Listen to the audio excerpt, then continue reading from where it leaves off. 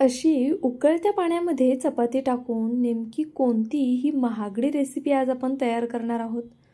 बाहेर एवढे पैसे घालवतो पण तरी ती हेल्दी नसते आणि घरीच तुम्ही कमीत कमी पैशांमध्ये ही हेल्दी रेसिपी करू शकता. तर ही रेसिपी कशी करायची चला लगेचच पाहूया. इथे मी 2 चपात्या घेतलेल्या आहेत. आता पहा, तुम्ही चपात्या शिळ्या घ्या किंवा ताज्या घ्या. हा पदार्थ खाण्याचा तुमचा कधी मूड आहे त्यानुसार तुम्हाला ही रेसिपी करायची आहे. त्यामुळे शिळ्या चपात्यांची वाट पाहायची नाही. ताजी चपाती असेल तरीसुद्धा ही रेसिपी तुम्ही करायला घेऊ शकता. आता इथे मी चपात्या त्रिकोणी अशा केलेल्या आहेत. या नाश्त्यासाठी मी चपात्या केल्या होत्या पण त्या शिल्लक राहिल्या. शक्यतो अशा चहासोबत त्रिकोणी थोड्या जाड चपात्या केल्या ना तूप लावून की त्या खूप छान लागतात चहासोबत. जर तुम्ही कधी केल्या नसतील तर नक्की करून पहा. आता ह्या चपात्या आहेत ना थोड्या शिल्लक राहिल्या होत्या आणि तूप लावलेली चपाती शक्यतो मुलं भाजीसोबत खायला नकार देतात. तर मग अशा वेळी या चपातीचं काय करायचं. इथे 1 ग्लास भरून मी पाणी घेतलं होतं. हे या कढईमध्ये घालून घेतलं. पाण्याला छान अशी उकळी आणायची. पहा, पाण्याला मस्त असे बबल्स यायला लागलेले आहेत म्हणजे छान उकळी येते. आता यामध्ये आपण ह्या 2 चपात्या सोडून घेऊया. तुम्हाला हा पदार्थ किती क्वांटिटीत करायचा आहे त्यानुसार तुम्ही इथे चपात्यांचं प्रमाण कमी जास्त करू शकता. मी इथे हा पदार्थ 4 जणांसाठी करते म्हणून मी 2 चपात्यांचा वापर केलेला आहे. तर पहा, इथे आपल्याला पाण्यामध्ये ही चपाती छान अशी भिजवून घ्यायची आहे. गॅस आता मीडियम फ्लेमवर ठेवायचा आहे आणि मीडियम फ्लेमवर आपल्याला ही चपाती छान अशी शिजवून घ्यायची आहे. तर पहा, आता तुम्ही म्हणाल ही चपाती तर ऑलरेडी शिजलेली आहे. शिजवून घ्यायची म्हणजेच काय, आपल्याला ही चपाती छान अशी मऊसूत करून घ्यायची. ही आहे ना छान अशी मऊ झाली पाहिजे, त्यामध्ये पूर्णपणे अशी विरघळली गेली पाहिजे. अशा पद्धतीने आपल्याला ही चपाती शिजवायची. तर पहा, इथे आता गॅस मीडियमच आहे. मीडियम फ्लेमवरती मी ह्याला मध्ये मध्ये असं हलवून ही चपाती छान अशी शिजवून घेते. पहा, अगदी या पद्धतीने. आपण बऱ्याचदा हा पदार्थ बाहेर खातो किंवा घरी आणून खातो, पण हा पदार्थ तेवढा हेल्दी नसतो. जर तुम्ही घरी अशा पद्धतीने ही रेसिपी केली ना तर तुम्हाला पण एक समाधान राहील की आपण काहीतरी छान करतोय आणि आपली मुलंसुद्धा आवडीने खातात आहे. तर पहा, इथे पाणी आपलं बऱ्यापैकी आटत आलेलं आहे. आता मी गॅस थोडा बारीक केला आहे आणि बारीक गॅसवर याला होऊन देणार आहे. पाणी खूप जास्त घालायचं नाही आहे. मी इथे 2 चपात्या घेतल्या होत्या आणि त्याही थोड्या जाडसर होत्या म्हणून मी इथे संपूर्ण 1 ग्लास पाणी वापरले. आता तुमच्या चपात्या किती आहेत त्यानुसार तुम्हाला पाण्याचं प्रमाण कमी जास्त करता येईल आणि पाणी थोडंफार जास्त झालं तरी टेन्शन घ्यायचं नाही. गॅस थोडा मोठा करून ते पाणी लगेचच आटवून घ्यायचं किंवा कमी पडलं तर मग थोडंसं पाणी वाढवलं तरी चालेल. तर पहा, इथे अशा पद्धतीने आपलं हे संपूर्ण पाणी आता आटलेलं आहे आणि चपातीसुद्धा छान अशी मऊ शिजलेली आहे. आता ही चपाती आपण थंड होण्यासाठी ठेवून देऊया. पहा, यामध्ये बऱ्यापैकी वाफ आहे तर हिला ना थोडं थंड होऊन देऊया. तोपर्यंत आपण पुढची तयारी करून घेऊया. आता सगळ्यात महत्त्वाची गोष्ट, तुम्हाला पडलेला प्रश्न, आजची रेसिपी तिखट आहे की मग गोड. आता चपाती आपण तूप लावलेली चपाती पाण्यात शिजवत होतो तोपर्यंत तुम्हाला वाटलं असेल हा पदार्थ गोड असेल, पण आता कांदा टोमॅटो पाहून कळलं असेल की हा पदार्थ थोडा तिखट चटपटीत आहे. तर पहा, ही चटपटीत रेसिपी करण्यासाठी आपल्याला इथे 1 कांदा लागणार आहे. अशा पद्धतीने आपल्याला कांदा चिरून घ्यायचा आहे. त्याचबरोबर मी इथे 1 टोमॅटोसुद्धा वापरणार आहे. पहा, हा टोमॅटोसुद्धा आपण अगदी या पद्धतीने चिरून घेऊया. टोमॅटोच्या आधी ना खापा करून घेऊया. अशा पाहू शकता तुम्ही, अशा मोठ्या मोठ्याच मी ह्याच्या फोडी करून घेतलेल्या आहेत आणि त्यानंतर ना ह्याचा मधला भाग आहे ना तो संपूर्णपणे काढून टाकायचा आहे आपल्याला. बियांचा भाग आणि बियांच्या वरती जो थोडासा गर असतो ना तो संपूर्णच भाग आपल्याला इथे काढून टाकायचा आहे. अगदी या पद्धतीने पाहू शकता तुम्ही. मी इथे संपूर्ण टोमॅटो कट करून घेते. तुम्ही टोमॅटोसोबत सिमला मिरची वापरू शकता किंवा मग गाजरसुद्धा वापरू शकता. त्याचबरोबर जर कॉर्न वापरायचे असतील तुम्हाला ते वापरू शकता. पनीर वापरू शकता. तुम्हाला ज्या कोणत्या भाज्या यामध्ये ॲड करायच्या असतील ना त्या तुम्ही ॲड करू शकता किंवा घरात कोणत्या भाज्या अवेलेबल आहेत किंवा तुमचा मुलगा एखादी भाजी खात नसेल ना तर ती मात्र आवर्जून यामध्ये वापरा. कारण हा पदार्थ असा आहे की कोणतंही मूल अगदी आनंदाने खाईल. तर पहा, इथे मी टोमॅटो अशा पद्धतीने थोड्या मोठ्या मोठ्या फोडींमध्येच कट करून घेते आहे. अगदी या पद्धतीने आपल्याला हा संपूर्ण टोमॅटो कट करून घ्यायचा आहे. आता आपला कांदा टोमॅटो कट करून झाला आहे. कांदा आहे ना थोडासा मोकळा करून घेऊया. पहा, अशा पद्धतीने कांद्याच्या लेयर ज्या आहेत ना त्या आपल्याला सेपरेट करायच्या आहेत आणि जी पुढची बाजू असते ना ती अगदीच बघा छोट्या छोट्या असतात तर त्या तुम्ही नाही घेतलं तरी चालेल, एखाद्या भाजीत वगैरे वापरलं तरी चालेल. आता चपाती जर शिळी असेल ना तर थोडंसं जास्त पाणी घालून ही छान शिजवून घ्या आणि जर चपाती ताजीच आहे तुमची तर अगदीच गाळ होईपर्यंत नाही शिजवलत ना तरी चालणार आहे. पहा, इथे आपली चपाती आता थंड झालेली आहे बऱ्यापैकी. पाहू शकता तुम्ही, मस्त अशी ही थंड झालेली आहे. आता आपण एक मिक्सरचं भांडं घेऊया आणि त्यामध्ये ही चपाती घालून घेऊया. तर पहा, इथे मी छोटं मिक्सरचं भांडं घेतलं. तुमच्याकडे मोठं असेल तर मोठ्या भांड्यामध्ये करा. आता हे मिक्सरला फिरवताना ना लवकर फिरत नाही. इथे मी काय केलं, आता संपूर्ण चपाती यामध्ये घालून थोडंसं पाणी घालून मिक्सरला फिरवून घेणार आहे. पण ना तसं लवकर ते बारीक होत नाही. वरची चपाती आहे ना मोठी मोठी राहते, त्यामुळे मग मी नंतर पुन्हा त्याला 2 भागांमध्ये डिवाईड करणार आहे. तर पहा, इथे मी आधी अशा पद्धतीने ही चपाती संपूर्ण यामध्ये घालून घेतली आणि त्यानंतर ना अगदी थोडंसं पाणी घालणार आहे आणि मग हे मिक्सरला फिरवून घेणार आहे. पण 2 भागांमध्ये डिवाईड करूनच तुम्ही सुद्धा करा, म्हणजे मग ते व्यवस्थित असं बारीक होईल. कारण आपल्याला ह्याची आहे ना छान प्युरी हवी अशी एकदम. पहा, अशा पद्धतीने यामध्ये ना अजिबात लम्स वगैरे राहता कामा नाही चपातीचे. तर अशा पद्धतीने आपल्याला ही अगदी बारीक अशी वाटून घ्यायची आहे चपाती.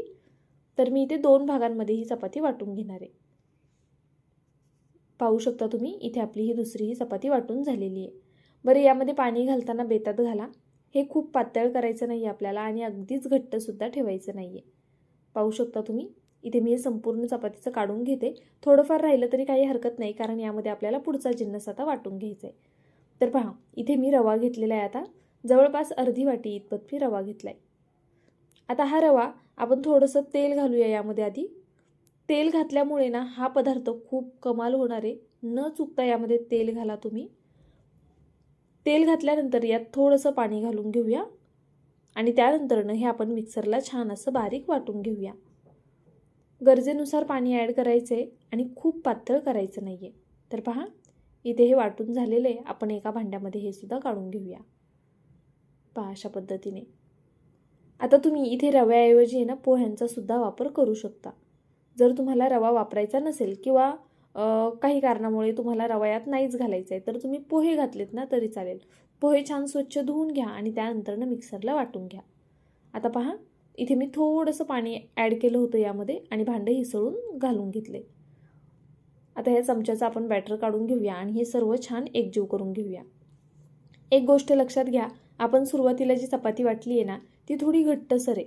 तर ती चपाती या रव्यामध्ये व्यवस्थित अशी आपल्याला छान हलवून घ्यायचे आणि छान मिक्स करून घ्यायचे. पाहू शकता तुम्ही, अशा पद्धतीने मी हे व्यवस्थित मिक्स करून घेतलं.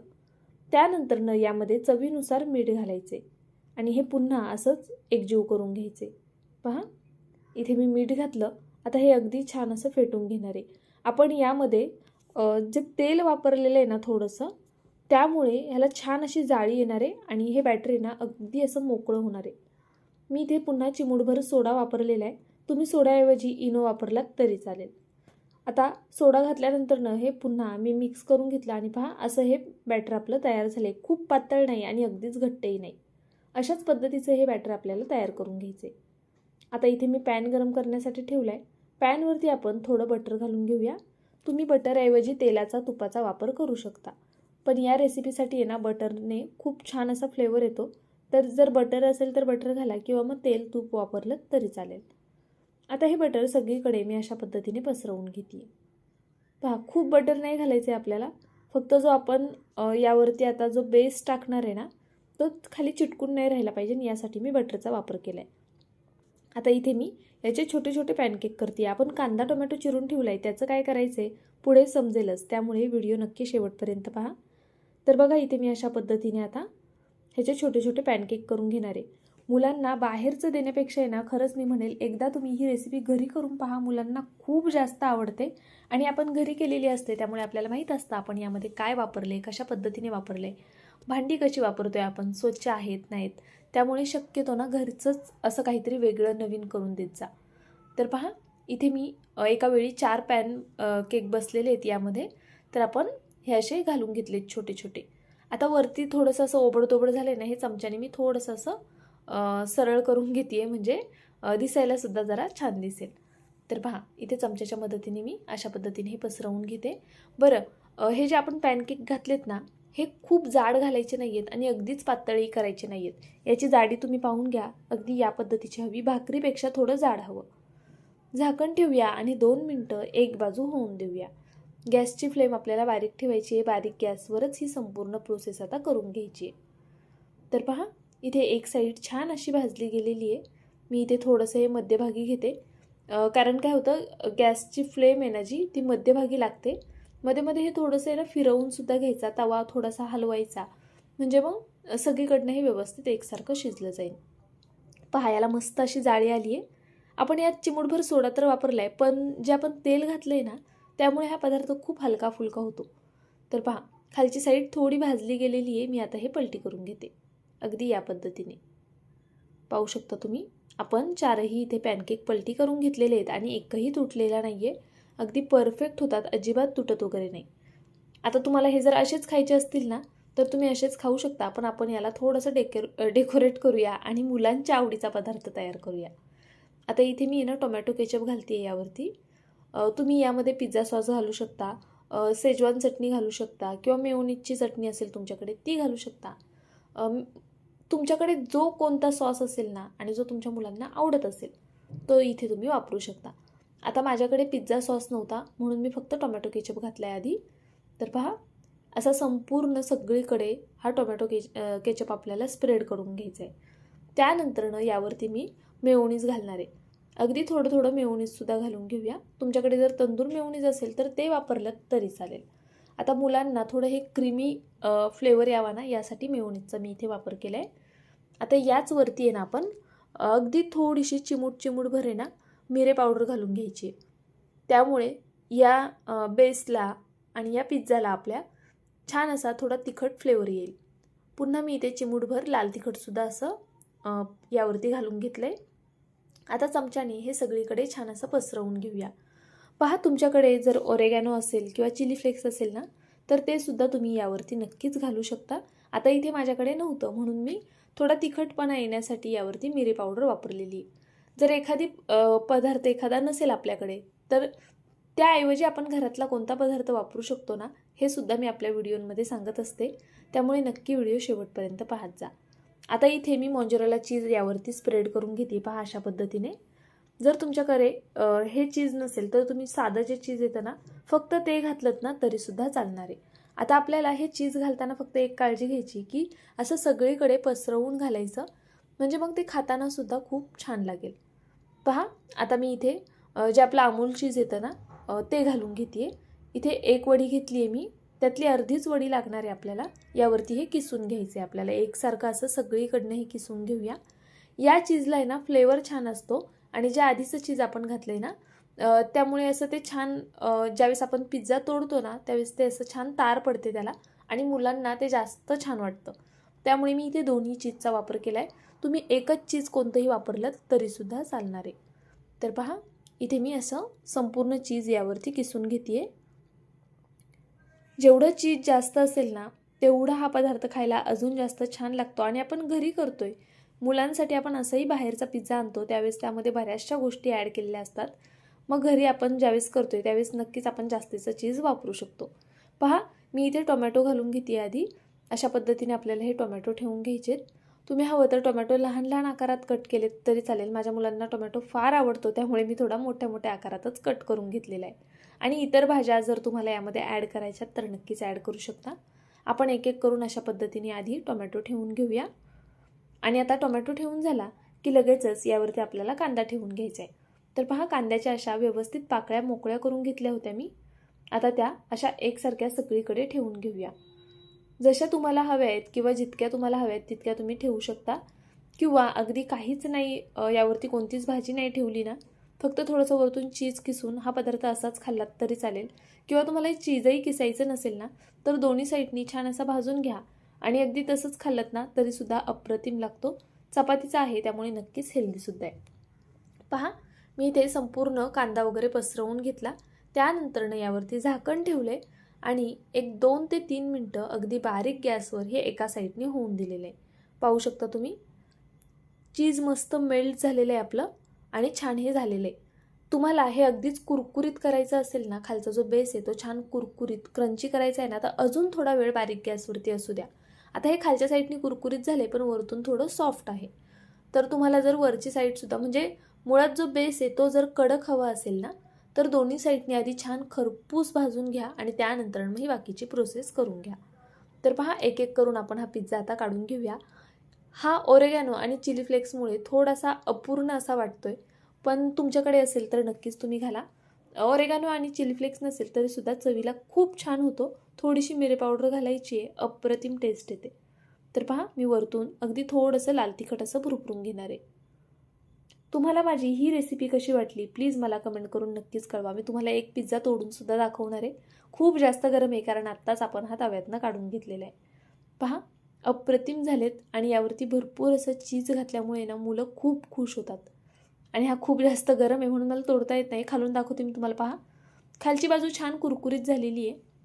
तुम्हाला जर वरचीही बाजू तशी कुरकुरीत हवी आहे ना, तर एक साईड आधी छान भाजून घ्या आणि त्यानंतर ना वरती हे तुम्ही टॉपिंग करू शकता.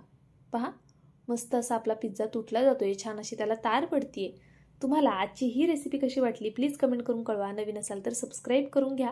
व्हिडिओला अजूनही लाईक केलं नसेल तर एक लाईक नक्कीच करा. आणि हां, हे सगळं केल्यानंतर तुम्हाला आठवतंय का, आपण हे चपातीपासनं केलेलं आहे, त्यामुळे नक्की करून पहा. पुन्हा भेटूया अशाच एका छानशा रेसिपीसोबत. तोपर्यंत बाय.